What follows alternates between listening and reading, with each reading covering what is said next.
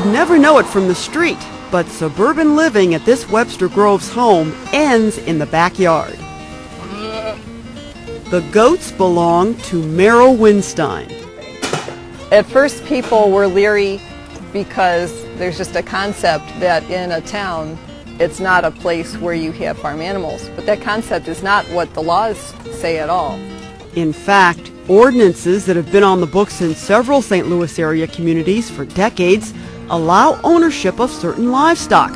So every morning, Winstein heads out to the garage to do a chore most often performed on a farm.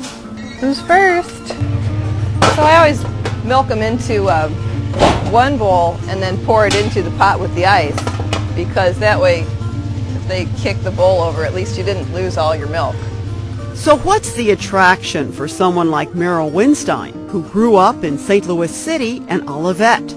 There were a couple times in my life when we went out to somebody's farm, and I really, really liked that a lot. So when I was about 18 or 19, I started going out to people's farms and living there.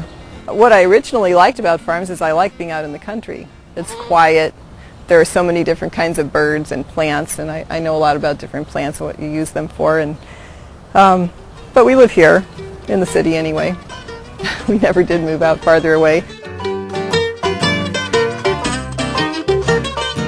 It's fun to do it, but it is time-taking.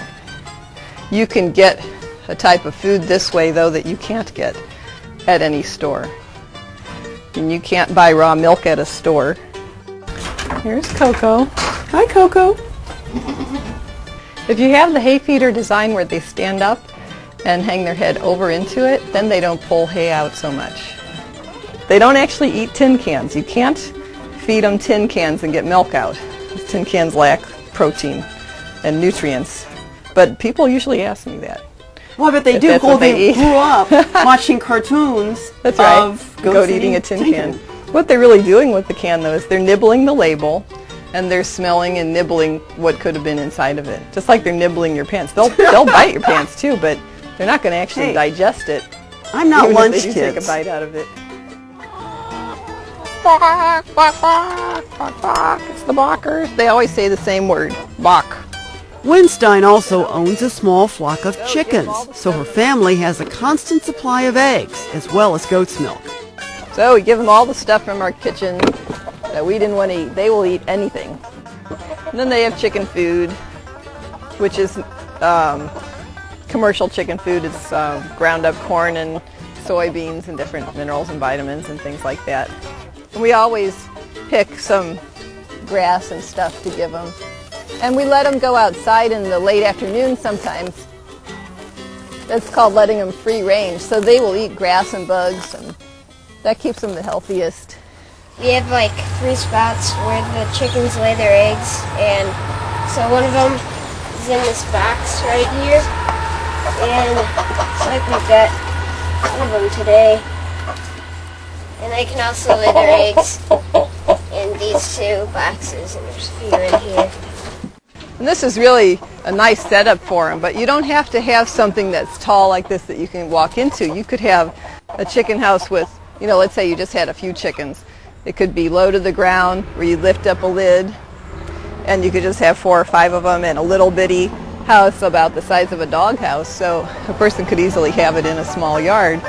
Metro area residents who own livestock aren't exactly runaway trendsetters, but the practice is generating interest, and Merryl Winstein is spreading the word. We have to answer to neighbors, and we have to answer to City Hall sometimes. At the Whole Foods store in Brentwood, Winstein spoke to dozens of people taking a serious look at what she calls urban homesteading. There cannot be excessive noise. So in a city, I would suggest don't even think of having a rooster. A rooster is definitely one of the most common public nuisances that the St. Louis County Health Department gets called out for, the noise of a rooster. So if you like to keep your chickens, then don't have a rooster there or you lose the chickens. And you might lose your ordinance too. Who are these people? Jeff Ponte, for instance, already does organic farming at his home in Ellisville and is looking to branch out. My goal would be is to possibly have some chickens and just raise chickens and have eggs, or fresh eggs in my backyard. To get a copy of Catherine Farmer of South St. Louis is well versed in community gardening and tending chickens. I'm interested in the goats and possibly harvesting milk from goats to be able to make cheeses and things like that for the local wineries. Do a little toast Some here. people don't like it. They really don't, but I like it. I like it. I like this. Yes. Another reason Merryl Winstein is high on urban homesteading, it gives her children skills and experiences they wouldn't otherwise have in a suburban setting. 12-year-old Joseph Winstein Hibbs doesn't see it as a big deal. But what do his friends think?